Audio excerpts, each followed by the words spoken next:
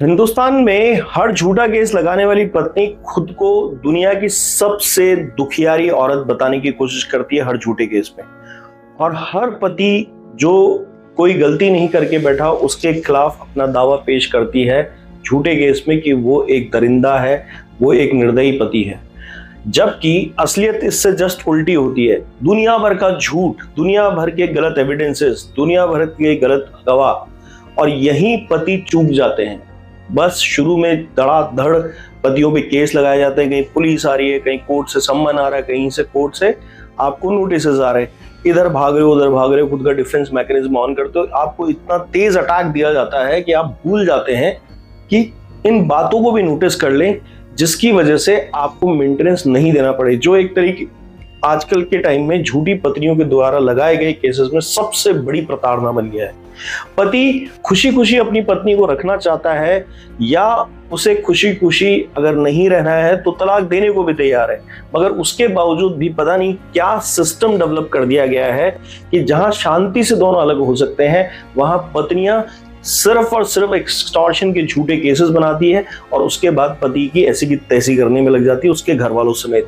यहीं पर एक मेंटेनेंस का केस है जहां पर पत्नी को मेंटेनेंस का केस हर एक कोर्ट ने ये कहकर खारिज कर दिया कि आप मेंटेनेंस के लायक ही नहीं है। देखिए होता क्या है कि असर इस बात का नहीं होता है कि आप सिर्फ पत्नी ने जो आपके साथ मिलकर किया जब तक रह रही थी वो बताएं, उससे ज्यादा फोकस कीजिए कानून की टेक्निकलिटीज पे। जब कानून की टेक्निकलिटीज पे कोई भी पति फोकस करता है तो उसको एक एविडेंस ही काफी होता है एक केस जीतने के लिए, और ज्यादातर वो एविडेंस वो होता है जो पत्नी ने झूठ बोला है। आप उसे कोर्ट को पकड़ा दीजिए, ट्रायल कोर्ट भी आपकी बात समझ जाएंगे।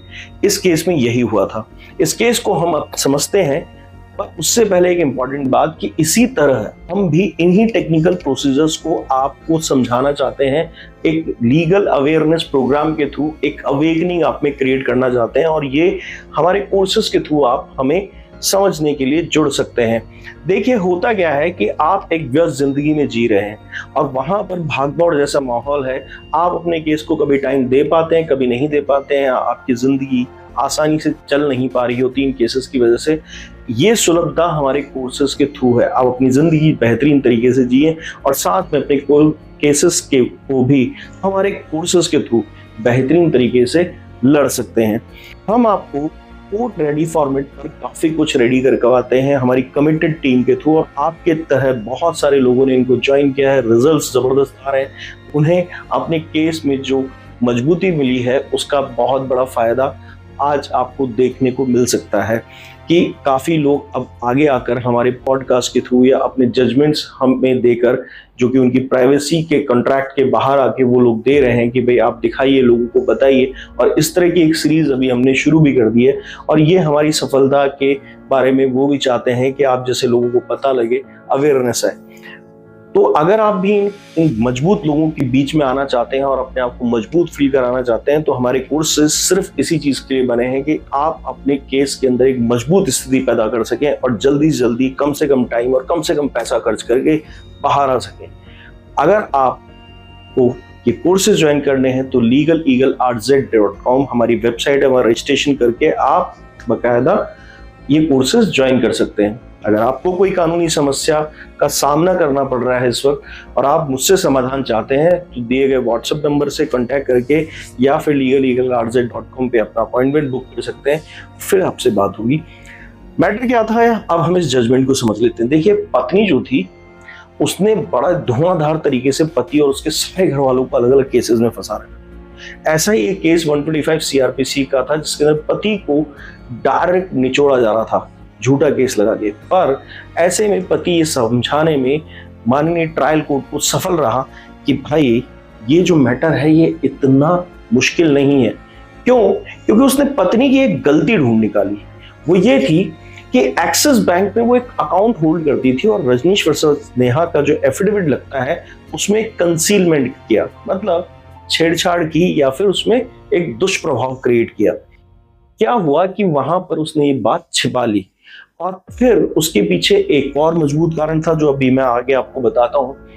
अब जब कोर्ट को पति ने ये सब बातें ढंग से समझाई और एविडेंस के साथ समझाई और ये सारे फैक्ट्स को खुद बटोर के लाके कोर्ट के सामने रख दिए, तो ऐसी सूरत में जो फैमिली कोर्ट थी उन्होंने क्लियर कट मान लिया कि पत्नी ने गड़बड़ की है, झूठ बोला है और झूठ बोलकर पति से मेंटेनेंस एक तरीके से एक्सटॉर्ट करना चाहती है, उसका शोषण करना चाहती है, abuse of the process of the court. इस वजह से उसको एक बहुत जबरदस्त फायदा मिला पति को और वो पत्नी को मेंटेनेंस देने का राहत से बच गया।